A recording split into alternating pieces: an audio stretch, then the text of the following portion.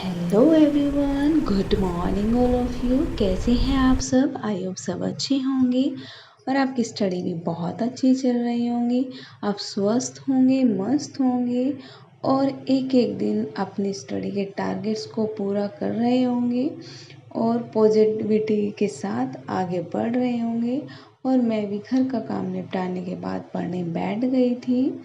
सुबह 10:30 बज गए थे और जिसमें कि मैं सबसे पहले रीडिंग लगा रही हूँ और फिर उसके बाद धीरे धीरे अपने टारगेट्स कंप्लीट करने की कोशिश करूँगी।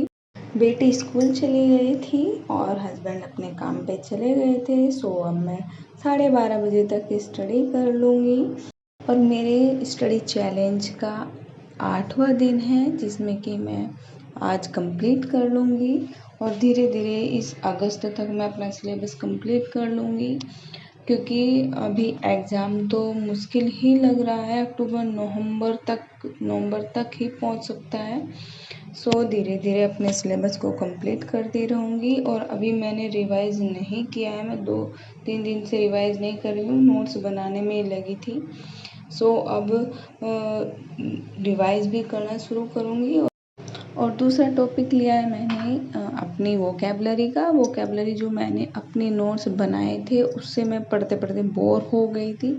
सो मेरे पास ये भी बुक है एसपी बख्शी की। अब मैं इसे अपनी रिवाइज करूँगी। वोकेबलरी, सिनोनिम्स, एंटोनिम्स और वन वर्ड सब्स्टिट्यूशन मैंने यहाँ पर कर दिए थे और 12:30 बजे तक की मैंने स्टडी कर ली थी, क्योंकि मैंने जो अपने नोट्स बनाए थे मैं कई बार उनको रिवाइज कर चुकी हूँ। है तो इसमें भी ऐसे ही, वही अलग तो नहीं है, लेकिन उनसे मैं थोड़ा सा बोर हो गई थी। सो अब मैं एसपी बख्शी वाली से रिवाइज करूँगी, क्योंकि हमारे पास अब 2 ही ऑप्शन है, या तो जान लगा दो या फिर जाने दो। मतलब या पूरी तरीके से हम अपनी मेहनत की ओर आगे बढ़ते रहें या फिर हम छोड़ दें। लेकिन जब हम इतने आगे आ गए हैं तो हम अब नहीं छोड़ सकते हैं। चाहे अब हमारे सामने कितना भी स्ट्रगल आ जाए, समस्याएं आ जाए, अब हमें पीछे नहीं हटना है, हमें अब आगे की ओर ही बढ़ना है। अब ये एग्ज़ाम तो हमें देना ही देना है और इसको कंप्लीट करना भी है। इस बार डीएसएसबी या यूपीटीजीटी में एक जॉब तो लेनी ही लेनी है। अब बेटी स्कूल से आ गई थी, खाना भी खा लिया था और वो थोड़ा खेल भी ली थी। फिर अब मैं उसको भी पढ़ा रही थी, क्योंकि अब मैं अपने पढ़ने के चक्कर में उसको कम ध्यान ही दे पाती हूँ, तो राइटिंग उसकी बहुत गंदी हो गई है। सो उसको इंस्ट्रक्ट कर रही थी कि किस तरीके से राइटिंग करनी है और मैं भी साथ साथ पढ़ रही थी। थोड़ा सा अब वो भी, उसकी आइज़ में प्रॉब्लम्स हो गई, एलर्जी हो गई है, तो हम कल उसको दिखाने के लिए गए थे। सो इसलिए वो थोड़ा थोड़ा ही कराती हूँ। मुझे लगता है शायद मोबाइल के देखने से इसकी आइज़ में प्रॉब्लम हुई है। वैसे मैं ज़्यादा मोबाइल नहीं दिखाती हूँ, पूरा दिन नहीं देती हूँ मैं मोबाइल। शाम को सिर्फ अपने पापा का मोबाइल लेती है और उसमें भी ये 2-4 रील्स देखने के बाद फिर रामायण ही देखती थी। बाकी और मैं इसको एक्स्ट्रा कोई चीज़ें हम नहीं दिखाते हैं, बहुत कम मोबाइल दिखाते हैं। फिर भी इसकी आइज़ में एलर्जी हो गई है और मैं कहना चाहूँगी कि और अपने बच्चों को कम से कम ही मोबाइल दें, अपने बच्चों को मोबाइल से दूर ही रखें।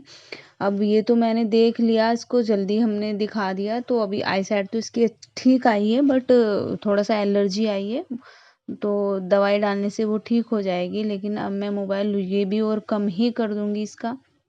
लेकिन बच्चा का मन करता ही है थोड़ा बहुत देखने का, तो थोड़ा बहुत तो अब तो फ़िलहाल मैं नहीं दिखा रही हूँ। और आप भी हो सके अपने बच्चों को कभी इतना मोबाइल मत दें, ज़्यादा से ज़्यादा उसके साथ फिज़िकल एक्टिविटीज़ में इन्वॉल्व हों, और जिससे कि बच्चे की आइज़ में इतना प्रॉब्लम ना आए। और अंत में मैं अब कुछ लाइनें एपीजे अब्दुल कलाम ने जो लिखी हैं उनको बोलूँगी, जो कि बहुत अच्छी हैं।